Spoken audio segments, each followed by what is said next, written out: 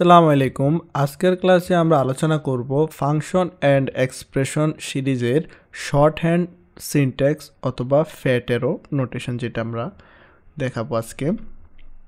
এই বিষয়টা নিয়ে আমরা আজকে কথা বলবো কিভাবে আসলে আমরা আমাদের মেথডটাকে ছোট করতে পারি। যদি আমাদের মেথডে একটিমাত্র সিনট্যাক্স অথবা একটিমাত্র স্টেটমেন্ট থাকে সেক্ষেত্রে কিন্তু আমরা ফ্যাট অ্যান্ড অ্যারো অথবা শর্টকাট ব্যবহার করতে পারি। এখানে আপনারা দেখতে পাচ্ছেন আমি দুইটা মেথড ক্রিয়েট করেছি, ফাংশন মেথড বলতে পারেন। প্রথম ফাংশনটা হলো আমাদের রেক্টেঙ্গল ক্যালকুলেটরের একটা ফাংশন। সাপোজ এই ফাংশনটার বেনিফিটটা হলো আমরা যখন বিভিন্ন বস্তুর রেক্টেঙ্গল বার করতে যাব সেক্ষেত্রে আমাদের কিন্তু বারবার কোড লেখার প্রয়োজন হবে। যদি আমরা ফাংশন ব্যবহার করি সেক্ষেত্রে একটা ফাংশনকে আমরা মাল্টিপল টাইম ব্যবহার করতে পারবো। এটা হলো মূলত ফাংশনের মেইন ভূমিকা। এখন আমার যদি একটা টেবিলের রেক্টেঙ্গল বের করতে হয়, আমি প্রথমে টেবিলে বের করলাম, তারপরে চেয়ারে বের করলাম, ঘরে বের করলাম, বা একটা আয়তাকার বস্তুর বের করলাম, সেক্ষেত্রে আমার কোড কিন্তু অনেকবার লিখতে হচ্ছে। আমার কোডের রিজেবিলিটি বেড়ে যাচ্ছে অথবা গার্বেজ তৈরি হচ্ছে। প্রোগ্রামের আমার সাইজ বড় হয়ে যাবে, অ্যাপসের সাইজ বেড়ে যাবে। এই ক্ষেত্রে এই অসুবিধা থেকে মুক্তি পাওয়ার জন্য আমরা কিন্তু ফাংশন ব্যবহার করি যাতে করে আমরা মাল্টিপল টাইম ব্যবহার করতে পারি। এখন ফাংশন ডাটা ল্যাঙ্গুয়েজে মেইন ফাংশন কিন্তু একটাই, যেটা ভয়েড মেইন লেখা থাকবে, সেটা হলো মেইন ফাংশন। এই ফাংশন থেকে মূলত আমাদের প্রোগ্রামটা কিন্তু এক্সিকিউশন শুরু হবে। এখন সাপোজ আমি এই ফাংশনের 3 নাম্বার লাইনে যদি আমি কোনো একটা স্টেটমেন্ট লিখি সেক্ষেত্রে প্রথম আমার ফাংশনটা কল হবে মেইন ফাংশন থেকে এবং সাথে সাথে কিন্তু এখানে চলে আসবে, দেন আস্তে আস্তে যে কোডগুলো থাকবে সবগুলো কোড কিন্তু এক্সিকিউশন হবে। এখন কিন্তু আমার ফাংশনের ভিতরে কোনো কিছু নেই। আমি যদি ফাংশনটা প্রোগ্রামটাকে রান করি দেখতে পাচ্ছেন এক্সিস্ট কোনো কিছু এখানে দেখাচ্ছে না, কিন্তু আমার এখানে দুইটা ফাংশন অলরেডি আমি নিচে করে রাখছি। দ্যাটস ওয়াই আসলে আমার এখানে করে রাখছি, আমি তো ফাংশনগুলোকে কল করিনি। যতক্ষণ না পর্যন্ত আমি ফাংশনগুলোকে কল করবো ততক্ষণ পর্যন্ত কিন্তু ফাংশন কাজ করবে না। প্রথমে আমি ফাইন্ড পেরিমিটারকে কল করছি।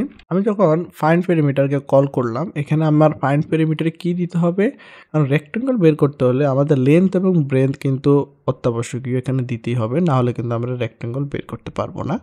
সেক্ষেত্রে আমার দুইটা কিন্তু রিকোয়ার্ড টাইপ পেরিমিটার আমি এখানে দিতে হবে। আমি আমার গত লেকচারগুলোতে দেখিয়েছি type of function, perimeter, default এবং নেম পেরিমিটার, রিকোয়ার্ড পেরিমিটার। সেই বিষয়গুলো আসলে আপনারা না দেখলে আমি বলবো যে আপনারা ওই ভিডিওগুলো দেখেন তারপরে এই লেকচারে আসেন, আদারওয়াইজ আপনারা এই লেকচারটা বুঝবেন না। যখনই আমি এখানে লেন্থ দেবো 50, সাপোজ আমি এখানে দিয়ে দিচ্ছি 50 লেন্থ এবং ব্রেথ দিয়ে দিচ্ছি 20, দুইটা ভ্যালু দিয়ে দিচ্ছি এবং শেষে সেমিকোলন দিচ্ছি। আমার এই প্রোগ্রামটা কি করতেছে, এটা হলো ভয়েড টেপ, এর মধ্যে কোনো রিটার্ন করবে না। ভয়েড কখনো কিছু রিটার্ন করেন, অলরেডি আপনারা জানেন। যদি এখন আমি প্রোগ্রামটাকে রান করি, আমার প্রথমে প্রোগ্রামটা কী হলো, মেইন মেথড এখান থেকে শুরু হলো, পয়েন্ট পেরিমিটার এখানে আসলে, এখানে আসার সাথে সাথে কিন্তু আমার প্রোগ্রামটা চলে আসলো এখানে। এখানে যখন আমি ভ্যালু দিয়েছি 50, এই প্রোগ্রামটা সাথে সাথে এই 50টা কাকে দিয়ে দিচ্ছে, এখানে লেন্থকে দিয়ে দিচ্ছে এবং 20টা ব্রেথকে দিয়ে দিয়েছে। দেন এর ভিতরে ঢুকলো, ব্লগে ঢুকে integer perimeter 2 into length plus breadth, এখানে আসলে সে লেন্থকে এখানে পাঠিয়ে দিয়েছে 50কে, আবারও দেন এখানে পাঠিয়ে দিয়েছি 20কে, ব্রেথের এখানে পাঠিয়ে দিই 50 অ্যান্ড 20 দুইটাকে যোগ করছে এবং 2 দিয়ে গুণ করেছে, সর্বশেষ প্রিন্ট স্টেটমেন্ট দিয়ে প্রিন্ট করেছি। এই কাজগুলো কিন্তু আসলে ব্যাকএন্ডে হয়ে থাকে, সেটা আমরা দেখতে পাই না, অলরেডি আপনারা এই বিষয়টা জানেন। এখন আমার এখানে কিন্তু একটা স্টেটমেন্টটা কি, প্রিন্টে আমরা জাস্ট কি করেছি 2 ইন্টু লেন্থ এবং ব্রেথকে আমরা যোগ করে দেন বের করেছি। ফ্যাটেরো নোটেশনটা আমরা কিভাবে ব্যবহার করব, ফ্যাটেরো নোটেশনটা হলো যে আমাদের এই প্রোগ্রামটা রিটার্ন করবে তারই একটা শর্টকাট ওয়ে। প্রথমে আমি এখানে আপনাদেরকে দেখাচ্ছি আমার এখানে কয়টা লাইন লিখতে হয়েছিল। আমার এখানে অলরেডি আমি 1 2 3টা লাইন লিখেছি, কিন্তু ফ্যাটেরো সিনট্যাক্সটা যখন আমরা ব্যবহার করব সেক্ষেত্রে আমরা একটা লাইন লিখব, দেখাচ্ছি আপনাদেরকে আমি। সেক্ষেত্রে আমরা ইকুয়াল সাইন এবং অ্যারো চিহ্নটা দিয়ে দেব। অ্যারো চিহ্ন দেওয়ার সাথে সাথে আমরা এই লাইনটাকে এখান থেকে আমাদের ইন্টিজার 2 ইন্টু লেন্থ এবং ব্রেথ, এই লাইনটাকে আমরা কি করব, এই টুকটাকে আমরা কপি করব। কপি করে আমরা জাস্ট এখানে সেকেন্ড ব্র্যাকেট দিয়ে আমরা স্টেটমেন্টটাকে লিখতে পারি। এই কোডগুলোকে আমরা কেটে দেব। দেখতে পাচ্ছেন আমি এক লাইনে কিন্তু আমার কোডটা নিয়ে এসেছি। সর্বশেষ কিন্তু সেমিকোলন আপনার দিতে হবে। যখনই আমরা ফ্যাট অ্যারো নোটেশনটা ব্যবহার করব তখন কিন্তু আমাদের রিটার্ন টাইপ উল্লেখ করতে হবে না, ইভেন সেকেন্ড ব্র্যাকেট আমরা কিন্তু এখানে দিতে পারবো না। এটা জাস্ট আমরা নাহলে কী করতাম, এর আগে পরের যে সিনট্যাক্সটা আছে সেখানে দেখলে একটু বুঝতে পারবো। আমরা এখানে কী করেছি, সেকেন্ড ব্র্যাকেট দিয়ে আমাদের ফাংশনের বডিটা ডিক্লেয়ার করেছি, কিন্তু যখনই আমরা ফ্যাট অ্যারো দেবো তখন কিন্তু আমাদের বডি ডিক্লেয়ার করতে হবে না। এখন যদি আমি প্রোগ্রামটাকে আবারও রান করি, দেখতে পাচ্ছেন এক্স্যাক্টলি আমাদের আউটপুটটা এসেছে। তাহলে আপনারা অলরেডি দেখলেন কীভাবে আমি ফ্যাট অ্যারোটা ব্যবহার করেছি। দেন এইটার ক্ষেত্রে আসেন, সেম এখানে যদি আমি এখানে কি রিটার্ন করেছি, লেন্থ এবং ব্রেথ এই দুইটাকে রিটার্ন করেছি, এরিয়ার মধ্যে ক্যালকুলেট করেছি। আমি জাস্ট এখানে যদি লেন্থ আর ব্রেথকে রিটার্ন করে দিই, সাপোজ আমি সেকেন্ড ব্র্যাকেটটা উঠিয়ে দিয়েছি, ইকুয়াল সাইন এবং অ্যারো চিহ্ন, জাস্ট আমি এখানে লেন্থ এবং ব্রেথ এটাই তো রিটার্ন করব, লেন্থ এবং ব্রেথ রিটার্ন করে দিয়েছি। আমি এগুলোকে অবশ্যই মনে রাখতে হবে, ফ্যাট অ্যারো ব্যবহার করলে কিন্তু আমরা রিটার্ন কিওয়ার্ডটা ব্যবহার করতে পারবো না এবং সেকেন্ড ব্র্যাকেটও ব্যবহার করতে পারবো না।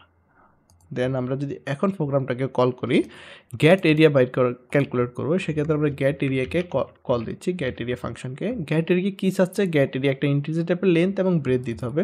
আমরা এখানে লেন্থ দিয়ে দিচ্ছি 20 এবং ব্রেথ দিয়ে দিচ্ছি 10।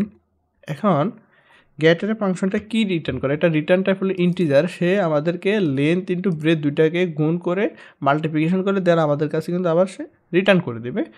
রিটার্ন ভেরিয়েবলটা আমরা এখানে রাখতে পারি integer x is equal to আমাদের ভ্যালুটা এখানে আমরা রাখলাম, সর্বশেষ প্রিন্ট করে দিলাম, এক্স এর মানটাকে আমরা প্রিন্ট করে দিলাম, এক্স এর মান প্রিন্ট করলাম। দেন আমাদের এখানে 200 চলে এসেছে। তাহলে আপনারা অলরেডি বুঝলেন, কিন্তু ফ্যাট অ্যারো ব্যবহার করার সহজ উপায়টা আমি আপনাদের কাছে এক্সপ্লেন করেছি, কারণ এতে করে আপনাদের সময় অনেক কম লাগবে। এবং দেখতে পাচ্ছেন 4 লাইনের একটা প্রোগ্রামকে আমরা জাস্ট এক লাইনে নিয়ে এসেছি এবং কি মাত্র 2-3টা ওয়ার্ড লিখে কিন্তু আমরা এক লাইনে লিখে ফেলছি। এতে করে প্রোগ্রাম দেখতেও সুন্দর হবে, কোড পড়তে অনেকটা সুবিধা হবে। আমি আশা করি, যদি অবশ্যই মনে রাখতে হবে যদি মাল্টিপল কন্ডিশন থাকে সেক্ষেত্রে কিন্তু ফ্যাট অ্যারোটা আপনারা ব্যবহার করবেন না, কারণ এতে করে কাজ করবে না। যদি সিঙ্গেল স্টেটমেন্ট থাকে, অনলি মাত্র সিঙ্গেল স্টেটমেন্ট থাকলে সেক্ষেত্রে আমরা ফ্যাট অ্যারো নোটেশনটা ব্যবহার করতে পারবেন। ধন্যবাদ, আজকের ক্লাসে এই পর্যন্তই। দেখা হবে নতুন কোনো ভিডিওতে, সে পর্যন্ত ভালো থাকবেন, সুস্থ থাকবেন, আল্লাহ হাফেজ।